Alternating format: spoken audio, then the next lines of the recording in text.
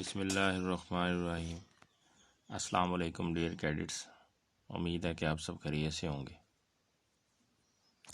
पिछला जो हमारा टॉपिक था वो बेसिक डेफिनेशंस था।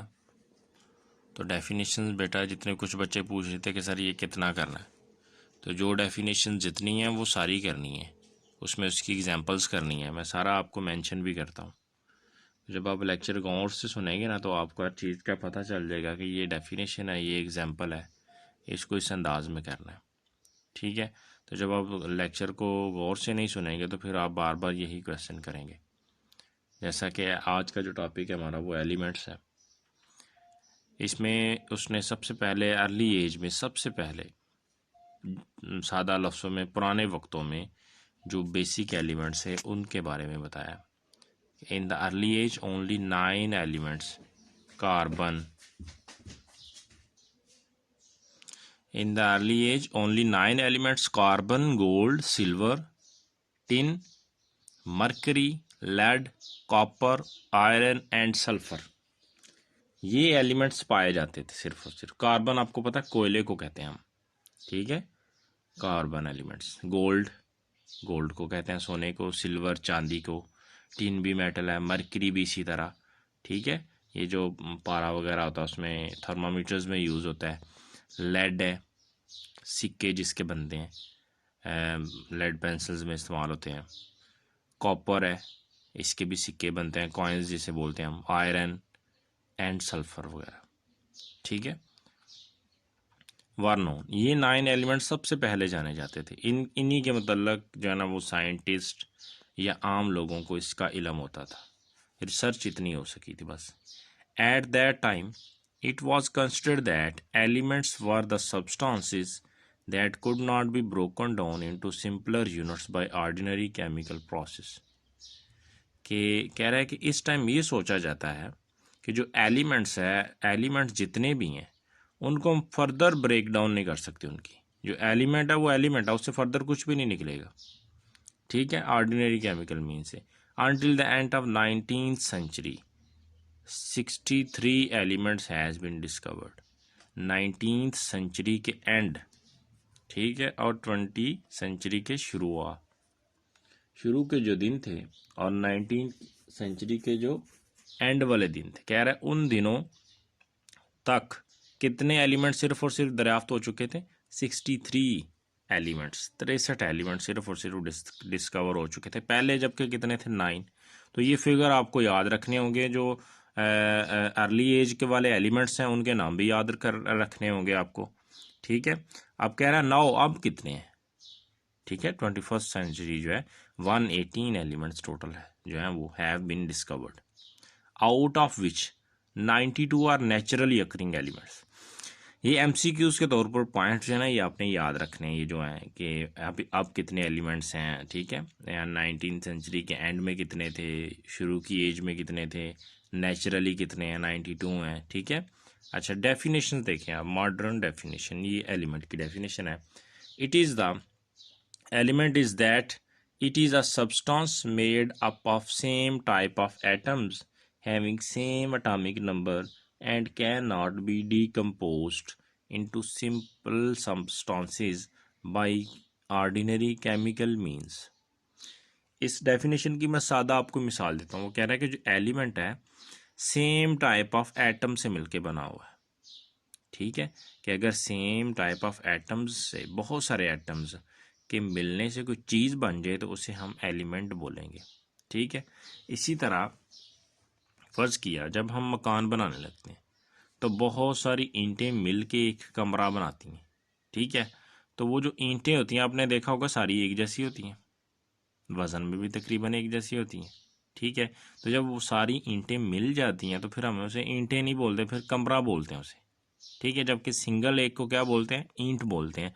और जब बहुत सारी ईंटें मिल जाती हैं फिर हम उसको कमरा, रूम, कोई भी रूम है, ठीक है, वो बोलते हैं हम उसे। तो इसी तरह जो एलिमेंट्स हैं वो किससे मिलकर बनते हैं? एटम्स से। कौन से atoms? Same type of atoms having same atomic number, ठीक है।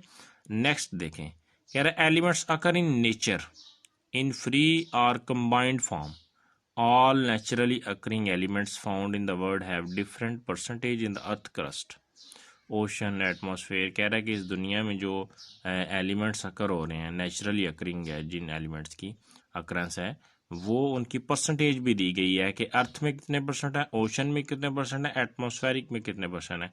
तो ये बेटा ये भी याद रखना आपने, ठीक है।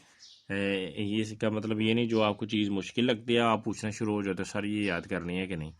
तो जो मुश्किल चीज़ होती है ना वैसे फ़ायदा वो ज़्यादा देती है, ठीक है। तो आसान भी फ़ायदा देती है, मुश्किल भी फ़ायदा देती है, लेकिन आपने मुश्किल को इसलिए छोड़ नहीं देना कि ये तो बहुत मुश्किल है, इसका कौन सा फ़ायदा है, तो उसका ज़्यादा फ़ायदा है। अर्थ क्रस्ट में देखो आप, ऑक्सीजन जो है कितने परसेंट है, 47% है। वही ऑक्सीजन ओशन में कितने परसेंट है, 86% है। एटमॉस्फेरिक में कितने परसेंट, नो सॉरी, नाइट्रोजन कितने परसेंट है, 78% है, ठीक है। जबकि ऑक्सीजन एटमॉस्फेयर में 21% है। आर्गन 0.9% है, ठीक है। ओशन में ऑक्सीजन की रेशो परसेंटेज पता चली है, 86% है। हाइड्रोजन 11% है। क्लोरीन 1.8% है। इसी तरह अर्थ क्रस्ट में ऑक्सीजन 47% है। सिलिकॉन रेत जिसे बोलते हैं 28% है। एल्यूमिनियम 7.8% है, ठीक है। अब एलिमेंट्स की टाइप बताने लगा है कि कितनी किस्म के एलिमेंट्स होते हैं। एलिमेंट्स में बी सॉलिड, लिक्विड्स और गैसेस। या तो ये ठोस होते हैं, माया होते हैं, या फिर गैस होते हैं। Majority of the elements exist as solids, for example sodium, copper, zinc, gold. जो है ना वो सॉलिड्स उनकी एग्जांपल बता रही है, ठीक है। There are few elements which occurs in liquid state, for example mercury and bromine. कह रहा है ये दो हैं जो लिक्विड स्टेट में एग्जिस्ट करते हैं। Few elements exist as gases, for example nitrogen, oxygen, chlorine and hydrogen, ठीक है। ये गैस फॉर्म में एग्जिस्ट करते हैं। On the basis of their properties elements are divided into metals, non metals and metalloids. About 80% of the elements are metals. कह रहा है कि प्रॉपर्टीज़ की बिना पर हम इनको कितनी इकसाम में तकसीम करते हैं, मेटल में, नॉन मेटल में और मेटलॉइड्स में, ठीक है। जिसमें जो 80% एलिमेंट्स हैं वो क्या हैं, वो मेटल्स हैं, ठीक है। अब ये देखें कि मेटल किसे कहते हैं। मैटर और मेटल, इन दोनों में बड़ा फ़र्क है। मैटर तो हमने पढ़ा था कि जो चीज़ भी वज़न रखती है और जगह घेरती है उसको मैटर कहते हैं, ठीक है। लेकिन जो मेटल होती है वो भी मैटर होती है, ठीक है। नॉन मेटल भी मैटर होती है, मेटलॉइड्स भी मैटर होते हैं, ठीक है। ये सारे के सारे मैटर हैं। अब फ़र्क क्या है, जो मेटल है ऐसा मैटर जिसके अंदर से करंट गुजर सकता है और हीट, उसको मेटल बोलते हैं, ठीक है। और ऐसा सब्सटेंस जिसमें से करंट नहीं गुजरता, ठीक है, हीट नहीं पास होती, उसको नॉन मेटल्स कहते हैं, जैसे प्लास्टिक। और मेटलॉइड्स उनको कहते हैं जिनकी प्रॉपर्टीज़ इन बिटवीन होती हैं मेटल्स एंड मेटल और नॉन मेटल्स की। तो सो आज का ये हमारा टॉपिक है। इसमें किसी बच्चे को भी कोई कन्फ्यूजन हो, ये कोई कन्फ्यूजन नहीं बेटा कि सारी ये इसमें डेफिनेशन कौन सी याद करनी है, इसमें एक ही डेफिनेशन है और कोई डेफिनेशन नहीं है, ठीक है। बाकी आप इसको एमसीक्यूज़ के हवाले से याद करें रखेंगे। इसकी परसेंटेज है एलिमेंट्स के मतलब जो है ना कि अर्ली एज में कितने थे, 19 एज के एंड पे कितने थे, ठीक है। उसके बाद आप कितने हैं, नेचुरली अकरिंग कितने हैं, एलिमेंट्स की प्रॉपर्टीज़ के हिसाब से टाइप्स कितनी हैं, ठीक है।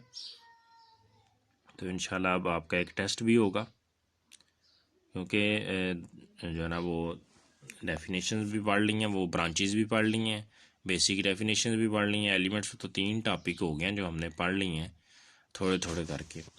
तो इसकी स्पीड भी इंशाल्लाह इंक्रीज़ करेंगे। मेरी तो दुआ है कि आप जल्द अज जल्द जो है ना वो दोबारा हमारे पास आ जाएं, तो ये कोरोना की जो सूरत हाल है ये ख़त्म हो जाए। अल्लाह ताला सबको महफूज रखे, अपनी हिफ्ज़ व अमान में रखे। तो जल्द अज जल्द आपसे मुलाकात हो और ज़्यादा से ज़्यादा पढ़ें और ज़्यादा से ज़्यादा समझ आए आपको। इसके बावजूद अगर कोई पॉइंट रह जाता है या किसी बच्चे को समझ नहीं आती कि सर इसका मतलब क्या है, तो वो आप जो है ना पूछ सकते हैं।